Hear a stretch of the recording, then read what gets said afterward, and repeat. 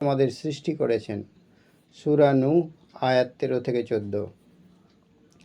মানুষের উচিত মৃত্যু ও মৃত্যু যন্ত্রণার কথা স্মরণ করা।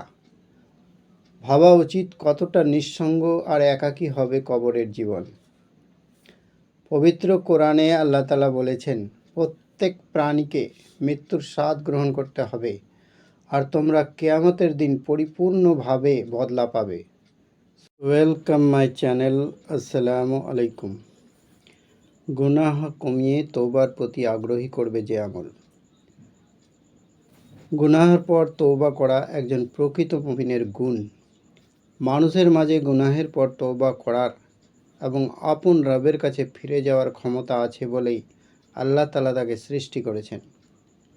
এক হাদিসে নবীজি সাল্লাল্লাহু আলাইহি ওয়াসাল্লাম বলেছেন, সেই মহান সত্তার কসম যার হাতে আমার জীবন, যদি তোমরা পাপ না করো, আল্লাহ তোমাদের নিশ্চিহ্ন করে দিয়ে তোমাদের পরিবর্তে এমন এক জাতি আনয়ন করবেন যারা পাপ করবে এবং আল্লাহর কাছে ক্ষমা প্রার্থনা করবে, আর আল্লাহ তাদেরকে ক্ষমা করে দেবেন। মুসলিম হাদিস ৭৪৮। এই জন্য পাপের পর চুপচাপ বসে না থেকে আল্লাহর কাছে তওবা করা উচিত।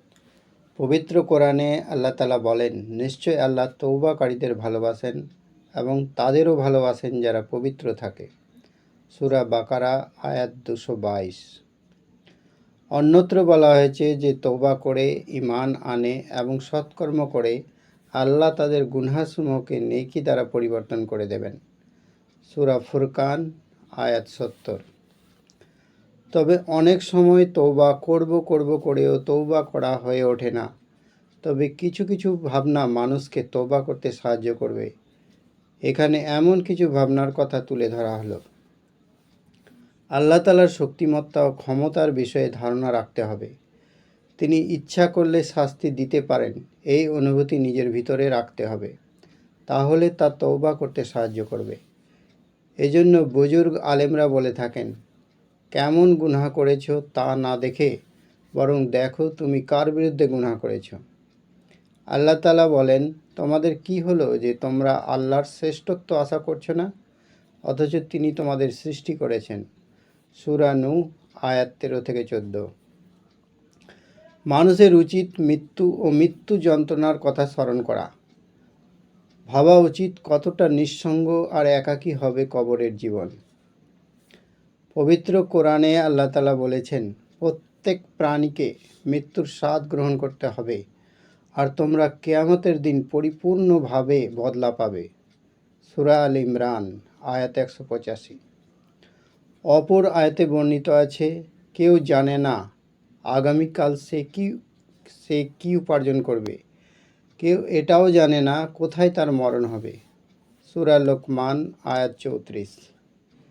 ইবনে উমর রাদিয়াল্লাহু তাআলা আনহু বলেছেন, সকালে তুমি আরেকটি সন্ধ্যা আর সন্ধ্যায় তুমি আরেকটি সকাল পাবে এমন আশা করো না।